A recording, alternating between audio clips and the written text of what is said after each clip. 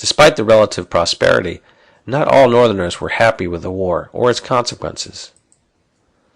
While employment was high, wages failed to keep pace with inflation, leading to an actual decline in the living standards of many workers. This contrasted sharply with the rapid accumulation of wealth by factory owners and merchants. As in the South, many ordinary Northerners resented draft laws, which forced them to fight, but enabled the rich to buy their way out of service. Others were alarmed by the administration's suspension of civil liberties. In a number of cases, the administration had suspended the right of habeas corpus, meaning that citizens could be arrested and held without trial. In 1862, Secretary of War Edwin Stanton ordered the detention of anyone, quote, engaged by act, speech, or writing in discouraging voluntary enlistments, or in any way giving aid and comfort to the enemy, or in any other disloyal practices against the United States, unquote. Those arrested would be tried before military tribunals. Many were troubled by this sweeping assertion of government power, arguing that trampled upon constitutionally guaranteed rights.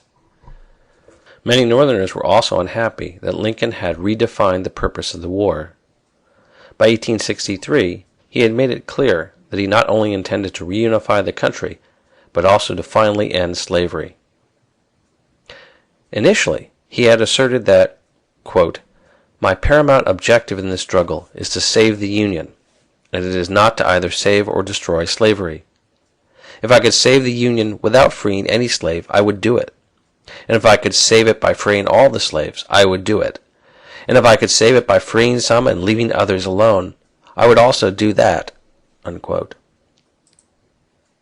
Lincoln's reluctance to address the issue of slavery stemmed from several factors. 5 slave states had remained in the Union: Delaware, Kentucky, Maryland, Missouri, and West Virginia, and the president was concerned that a direct threat to slavery might drive these border states into the arms of the Confederacy. Many Northerners also feared that if the slaves were freed, they would ultimately end up in northern cities, competing with white laborers for jobs. The Democratic Party, in particular, made it very clear that if black emancipation became the issue, they would no longer work in bipartisan manner with the Republicans. Lincoln also hoped that by not touching the slavery issue, the southern states might be persuaded to give up the war voluntarily and simply re-enter the Union. But as the war dragged on, the issue could not be avoided. There was growing criticism of the president from within the Republican Party itself.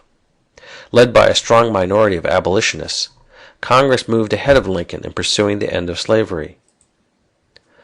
In August 1861, for instance, Congress approved the first Confiscation Act, which allowed the seizure of any slave who was employed directly by the Confederate military.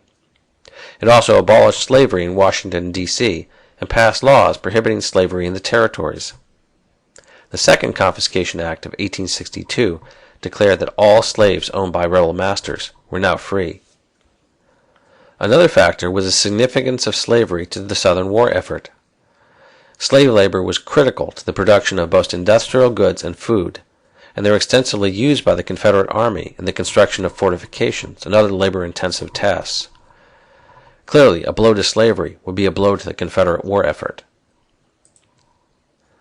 There was also the Union desire to keep Europe out of the war. Great Britain and France, the major powers in Europe, were still considering supporting the Confederacy, in part because they preferred to see a weak and divided U.S. rather than a growing rival. Lincoln recognized that making the war a moral struggle to end slavery would appeal to the strong anti-slavery sentiment in Europe and help ensure their neutrality. Finally, African Americans themselves made this a question that could not be ignored. Wherever the Union Army appeared in the South, it was flooded with refugees fleeing from slavery.